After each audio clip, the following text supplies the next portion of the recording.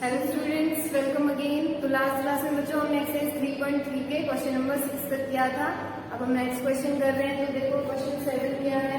संलग्न आकृति हो एक समांतर चतुर्भुज है। एक्स वाई और जेड कोणों की माप ज्ञात कीजिए। ज्ञात करने में प्रयोग किए गए गुणों को बताइए। तो ये हमारे पास एक आकृति दे रखी है, इसको नाम रखा है हो। यहाँ पे जैसे ABCD देते थे ना, यहाँ पे HOP ऐसे नाम दिया हुआ है इसका। तो हमें क्या करना है, एक्स वाई और जेड जो इसके कोण है उनका माप ज्ञात करना है। ये एक्स वाई और जेड इन तीनों कोणों का माप ज्ञात करना है और ज्ञात करने में प्रयोग किए गए गुणों को बताइए। और जो भी गुण हम जिस भी गुण का इस्तेमाल करेंगे उसको बताना है कि हमने ये गुण लगाया है। तो देखिए कैसे करेंगे इसको। ये वाला जो कोण है, ये बाहर वाला कोण दे रखा है 70 डिग्री, और ये पूरा कोण अगर हम देखें तो ये कितना होता है, 180 डिग्री होता है। तो हमें ये वाला हिस्सा निकालना है। तो पूरा होता है 180, 180 में से 70 तो ये हिस्सा है, तो बचा हुआ ये हिस्सा होगा। ठीक है, तो ये वाला 180 में से 70 घटा देंगे तो ये वाला हिस्सा आ जाएगा। तो हम लिख देते हैं कोण O जो हमें चाहिए जमा 70 डिग्री बराबर है इसके 180 डिग्री। तो कोण O 180 घटा 70 कितना आ जाएगा, 110 डिग्री। ठीक है, अब ये वाला कोण देखो आ गया हमारे पास 110 डिग्री। ये वाला और ये वाला कोण समांतर चतुर्भुज में सम्मुख कोण बराबर होते हैं। लास्ट क्लास में भी आपको बताया था। तो कोण E बराबर हो जाएगा कोण O के, क्योंकि ये क्या है, सम्मुख कोण। तो कोण E क्या है, x, और O कितना आया है 110 डिग्री। तो x का मान आ गया हमारा 110 डिग्री। तो x को हमने निकाल लिया, कितना आया है 110 डिग्री। ठीक है, अब देखो y और z भी निकालने हैं हमें। तो ये वाली जो रेखा आपको दिख रही है, इस रेखा को क्या कहते हैं, किन्हीं भी दो रेखाओं को जो आपस में नहीं काटती है उसके बीच में से कोई रेखा जाती है तो उसको हम तिर्यक रेखा कहते हैं। ठीक है, तो ये वाली रेखा तिर्यक रेखा कहलाएगी। इसको देखो ऐसे अगर हम देखें,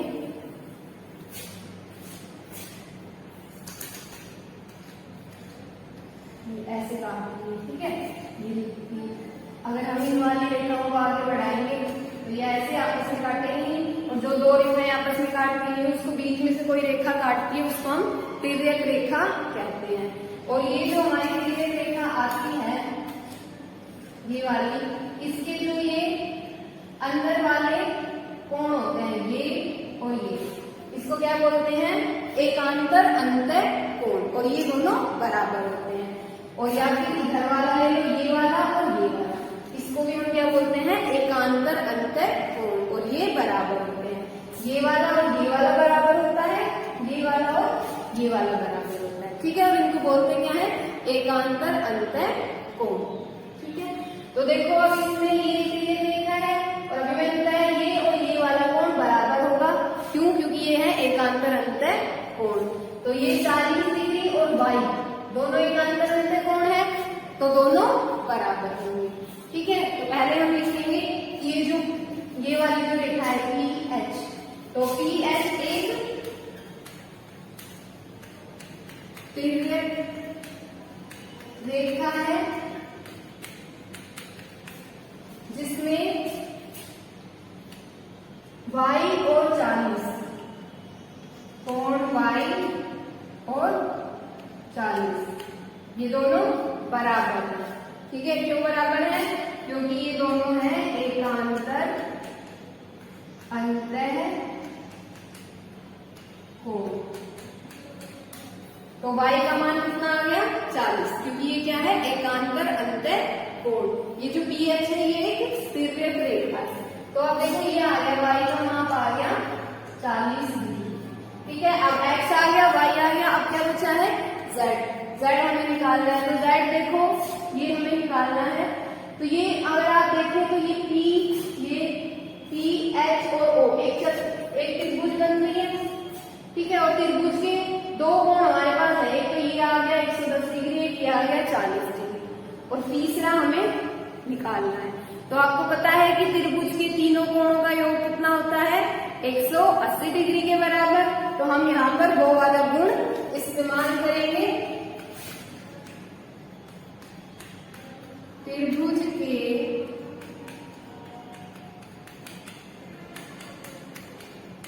तीनों कोणों का योग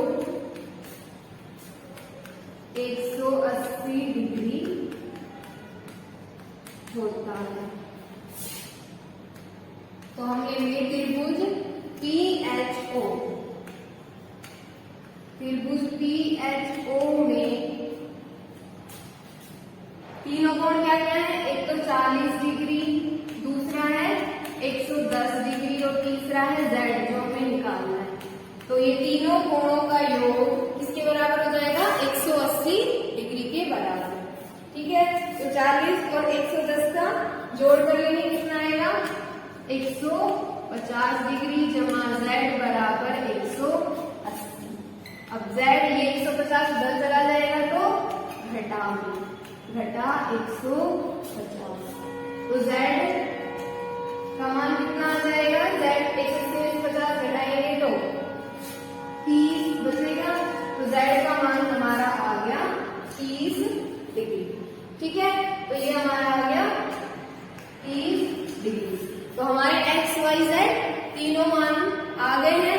सबसे पहले हमने कैसे क्या किया, ये वाला कोण निकाला, ये पूरा होता है 180 के बराबर, ये हिस्सा है 70 के बराबर। तो 180 में 70 घटा देंगे तो ये कोण आ गया 110 डिग्री। अब समांतर चतुर्भुज में ये वाला कोण, ये सम्मुख कोण है, ये बराबर होंगे। तो जितना ये आया है इतना ही ये होगा। तो x का मान हमारा आ गया 110 डिग्री। उसके बाद 40 के बराबर होगा तो y का मान भी 40 डिग्री, y का मान आ गया। उसके बाद देखो ये PHO एक त्रिभुज बन रही है, तो इसमें 1, 2 कोण तो दे रखे हैं, तीसरा कोण हमें निकालना है। तो फिर हम गुण लगाएंगे, त्रिभुज के तीनों कोणों का योग 180 डिग्री होता है। तो 2 तो है 40 प्लस 110 और तीसरा है Z जो हमें निकालना है बराबर 180। इन दोनों को जोड़ लेंगे 150, फिर इसको उधर ले जाएंगे तो 180 में से घटा देंगे। तो Z का मान आ जाएगा हमारे पास 30 डिग्री। ठीक है, तो हमारे x, y, z तीनों कोणों का माप आ गया और इसमें हमने कौन कौन से गुण लगाए वो भी हमने लिखे हैं। ठीक है, तो ये हमारा क्वेश्चन नंबर 7।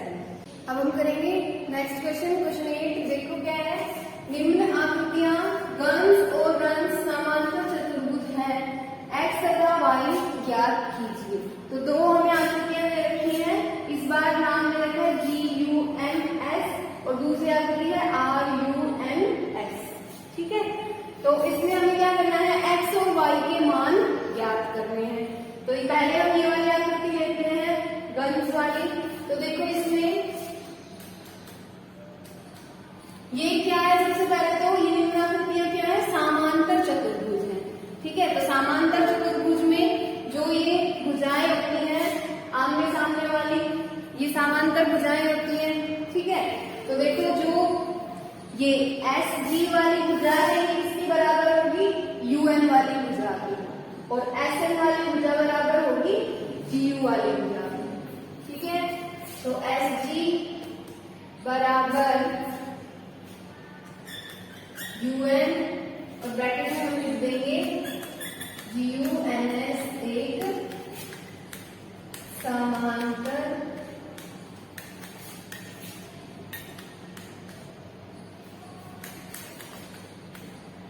चतुर्भुज है। तो SG कितनी है, 3x और UN का मान कितना दे रखा है, 18। तो ये बन गया हमारा। अब देखो x के साथ 3 गुना में इधर लाएंगे तो भाग मिल जाएगा, इसको काट लेते हैं तो 6 आ जाएगा। तो x का मान हमारा कितना आ गया, 6 आ गया। अब दूसरा हिस्सा देखो, SN बराबर हो जाएगा GU। लिखना चाहो इसमें समांतर भुजाएं। तो अब देखो 26 और GU कितना है, 3y घटा 1। अब अब देखो ये 26 y वाली संख्याओं को एक तरफ रखेंगे, बिना y वाली संख्याओं को एक तरफ कर देंगे, तो ये एक इधर आ जाएगा जमा और बराबर में 3y हो जाएगा। ठीक है, फिर देखो 26 और 1 का जोड़ 27 बराबर 3y। अभी 3 के साथ y गुना में इसको इधर ले आएंगे तो भाग हो जाएगा, 27/3 काट लेंगे 9 आ जाएगा। तो y का मान हमारा कितना आ गया 9 और x का मान कितना आ गया 6। ठीक है, तो ये है हमारा फर्स्ट पार्ट इसका। GUNS में हमने x और y के मान निकाल लिए। तो GUNS में एक समांतर चतुर्भुज है, तो ये जो SG और NU ये कैसी भुजाएं हैं, समांतर समूह भुजाएं, और इसमें SM और GU समांतर भुजाएं, तो दोनों बराबर होंगी, इसलिए दोनों के मान को हमने बराबर रखा है। ठीक है, अब इसका सेकंड पार्ट देखते हैं। RUNS वही एक समांतर चतुर्भुज है। ठीक है, लेकिन इस बार देखो जो समांतर चतुर्भुज की भुजाएं नहीं रखी, जैसे इसमें तो भुजाएं रखी थी, तो हमने आमने सामने वाली भुजाओं को समांतर रख के और हल कर लिया था। इस बार इसमें विकर्णों की मान दे रखा है, ये वाला विकर्ण दे रखा है और इधर वाले में इस वाले विकर्ण का मान दे रखा है। तो कैसे करेंगे, हमें पता है समांतर चतुर्भुज के जब हमने गुण पढ़े थे कि समांतर चतुर्भुज के जो विकर्ण होते हैं वो उस विकर्ण जो है एक दूसरे को समद्विभाजित करते हैं। ठीक है, समद्विभाजित करने का क्या मतलब है, जैसे ये पूरा विकर्ण है NR, तो ये वाला हिस्सा और ये वाला हिस्सा आपस में बराबर होता है। ठीक है, इसको हम O नाम दे देंगे। तो हम लिखेंगे RUNS एक समांतर चतुर्भुज है जिसके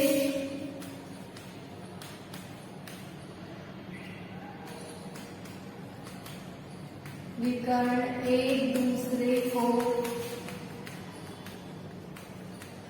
समद्विभाजित करते हैं।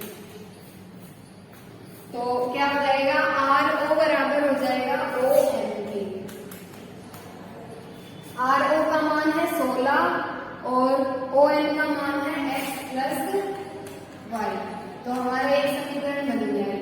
दूसरा है SO बराबर है OU, SO विकर्ण बराबर S विकर्ण का SU विकर्ण का SO हिस्सा बराबर हो जाएगा OU के। तो दूसरा विकर्ण मिल जाएगा 20 बराबर y जमा 7। तो इसमें देखो y वाली संख्याओं को एक तरफ कर लेंगे, बिना y वाली संख्याओं को एक तरफ, तो 20 7 इधर आ जाएगा, घटाकर बराबर y, 20 में से 7 जाएगा, कितना बचेगा 13 बराबर y। ठीक है, तो y का मान आ गया इस वाले विकर्ण से हमारे पास। अब ये जो y का मान है ना, इसको हम दो नंबर दे देते हैं। अब ये y का मान जो ये पहली समीकरण बना था इसके अंदर रखेंगे हम इस y के मान को। तो हम ये वाला समीकरण ले लेते हैं, 16 बराबर x जमा y का मान रखेंगे, कितना आया है 13। 16 13 बदल लाएंगे, घटाओ बराबर x, 16 में से 13 जाएगा, कितना बचेगा 3। तो x का मान भी आ जाएगा हमारे पास 3 और y का कितना आया है 13। तो x और y के मान हमें याद करने थे, तो दोनों हमारे मान आ गए। ठीक है, तो ये है हमारा क्वेश्चन नंबर 8। तो क्वेश्चन नंबर 7 और 8 दोनों को अच्छे से समझना, इसके आगे के क्वेश्चन